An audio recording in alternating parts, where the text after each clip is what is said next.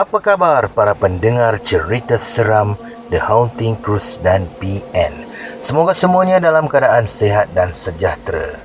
Pada malam ini, Brother Fai akan kongsikan kisah yang datangnya daripada Mat P. Yeay! Hai, apa khabar Mat P? Lama kau menghilang Mat P. Dan lama dah kau tak berkarya Mat P. Baiklah saudara, pada malam ini tajuk kisah daripada Mat P ini adalah jangan biarkan hidup anda diselubungi puaka. Aku ingat misteri, rupanya puaka. Assalamualaikum warahmatullahi wabarakatuh dan salam sejahtera semua. Hai. Sudah agak lama aku tidak bercerita. Memandangkan lepas PKPP ni, aku mula dilanda. Dilanda kesibukan yang amat sangat. Sehingga kan aku nak makan pun tak sempat, tidur pun tak lena. Hei kamu. Ya kamulah. Amboi, sakan melancong makan angin. Mentang-mentang dah bebas daripada dibelenggu PKP.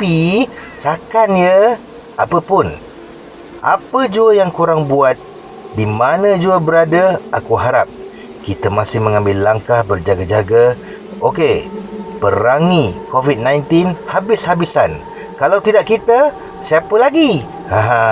Kata si Mat P lah. Okey, kali ni aku nak bercerita mengenai pengalaman seram kenalan rapat aku, suami isteri. Cukuplah aku namakan kenalan aku ni Kit dan isterinya Cat. Aduh Mat P, kau tak ada nama lain kan Mat P? Letaklah nama Beauty and the Beast ke, John and Cathy ke. Ini Kit Kat. Okeylah, tak apalah Mat P, asalkan kau bahagia. Okey, kita teruskan cerita Mat P. Agak lama dah kejadian ini, berbelas tahun lah. Bila dia sekeluarga balik kampung baru-baru ni, baru aku teringat kisah ni. Sempatlah aku menemu bual si Kit ni sambil sedut rokok suria. Push. Aduh Mat P, tak baik merokok Mat P.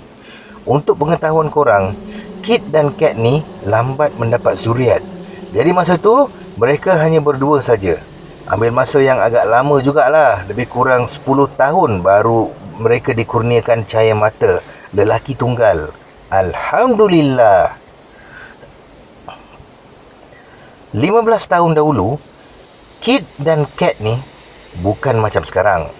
Diorang pasangan muda yang baru kahwin, habis sekolah kahwin, lalu merantau mencari rezeki.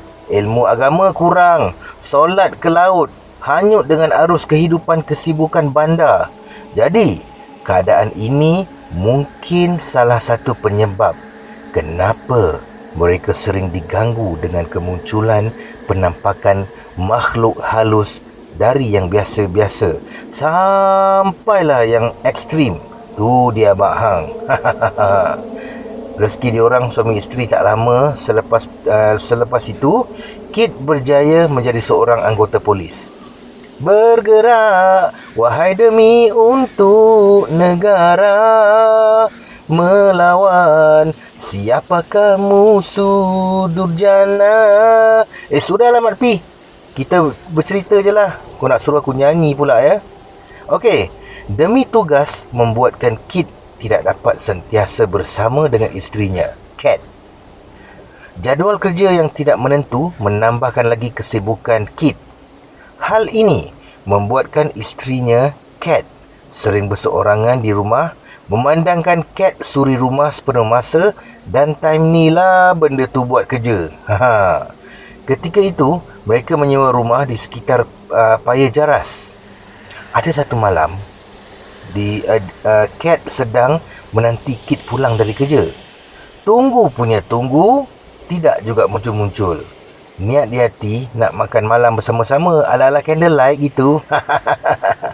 Lalu setelah Kat menelefon Kit, rupa-rupanya Kit ada operasi dan balik lewat.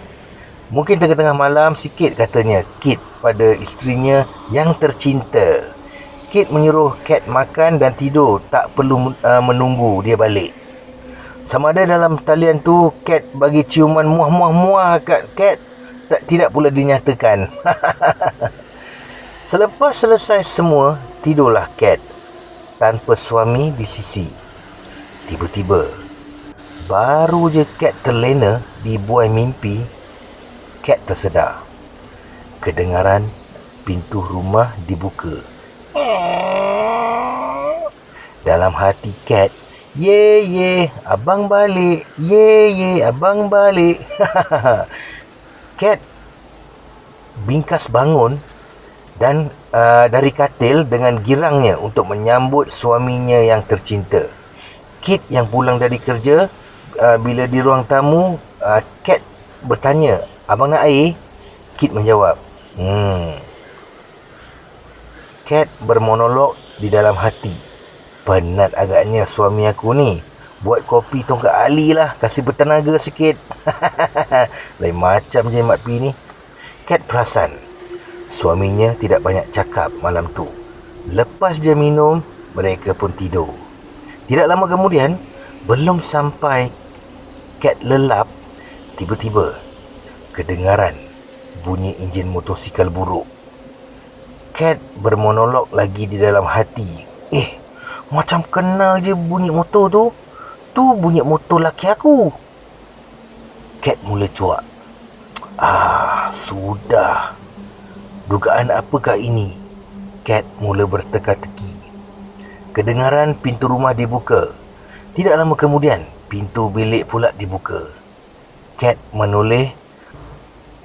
Lalu kedengaran suara Kit. Sayang abang tak tidur lagi? Hai. Cat membalas, abang baru balik ke? Kit menjawab, ada operasi tadi. Cat memandang jam di dinding. Pukul 4 pagi. Kit perasan Cat mengelabah semacam. Lalu Cat menceritakan semua yang dialaminya. Cat merayu-rayu pada Kit, jangan biarkan dia sorang-sorang lagi tengah-tengah malam di rumah. Tapi apakan daya, tanggungjawab Kit pada tugasnya tidak dapat dielakkan. Akhirnya Cat akur. Tidak lama lepas kejadian tu, pada satu malam yang dingin, sedang Kit dan Cat dibuai mimpi, tiba-tiba Kit menjerit akibat terasa sakit teramat sangat, seperti digigit. Dia digigit sesuatu di lengannya lah. Macam tu. Sepantas kilat, Kit bingkas bangun, membuka lampu. Cari punya cari, tak jumpa gerangan yang menggigit. Cat melihat pada lengan suaminya dengan terkejut. Ya, di situlah tempat yang Kit rasa sakit berdenyut-denyut tu. Di situ Cat tengok ada kesan merah gelap berbentuk lipan. Betul-betul melekat di lengan Kit. Dah macam tatu. Dua-dua keheranan. Bagaimana semua ni terjadi? Ini pelik ni. Perasaan seram mula menyelubungi. Malam tu diorang tak tidur, laki bini. Sibuk mengemas rumah. Lagipun rasa mengantuk sudah hilang. Memang tak lena lah lepas kejadian pelik tu. Kemas punya kemas, jam menunjukkan menghampiri jam 5 pagi. Sudah dekat subuh, Kit kumpulkan semua barang-barang yang tak berguna untuk dibuang dalam tong besar, disimpan jalan depan rumahnya. Dalam perjalanan, Kit buang sampah-sampah tersebut. Dari jauh, Kit terpandang seorang wanita. Makin dekat, makin kelihatan rupa wanita tersebut. Cantik sekali katanya. Setelah melintasi wanita tersebut, baru Kit perasan wanita tersebut tidak berkaki. Bila Kit toleh sekali lagi, wanita tu hilang dari pandangan. Cepat-cepat Kit buang sampah, lalu pulanglah dia. Keesokannya, mereka suami isteri berjumpa dengan ustaz, ingin bertanyakan mengenai kesan lipan di lengan Kit. Katanya ustaz mungkin itu gangguan makhluk di situ, memandangkan kawasan rumah mereka agak keras. Di samping ada pengamal-pengamal ilmu hitam, terutamanya warga penduduk yang berasal dari Indonesia. Kat meminta suaminya untuk berpindah. Lalu Kit akur.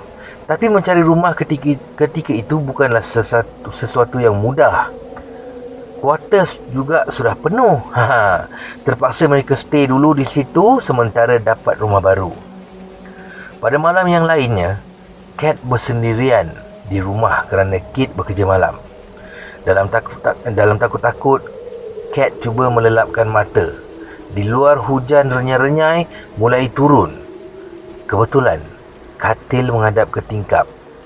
Langsir pula nipis, jadi nampak bayang-bayang lah. Di luar, tiba-tiba Kat terpandang ke tingkap. Ternampak bayang-bayang betul-betul di hadapannya. Berupa bayang-bayang yang mempunyai banyak tangan. Macam benda tu terapung-apung di luar tingkap. Seram tu. Melambai-lambai padanya. Cepat-cepat Kat keluar ke ruang tamu buka televisyen. Tidak lama lepas tu, bukan Kat yang tengok TV, tapi TV yang tengok Kat. Aduh, ini ada pengalaman ni sebenarnya ni. Gangguan demi gangguan, akhirnya Kit mengambil keputusan untuk menghantar Kat pulang ke kampung sementara belum dapat rumah baru. Selepas cutinya diluluskan, mereka pulang ke kampung di satu daerah di Macang, Kelantan. Kampung kat nun jauh masuk ke dalam dari jalan besar. Sepanjang jalan kecil tu, untuk masuk ke kampung dikelilingi hutan dan ladang getah. Mereka tiba di bandar. Macang sudah larut malam. Bila larut malam tarakucah. Aduh, tolonglah Mak Pi. Lebih kurang jam 1 pagi, setibanya mereka di jalan ke kampung Kat, tiba-tiba angin bertiup kencang. Perasaan mula bercampur bau. Seram mula menusuk.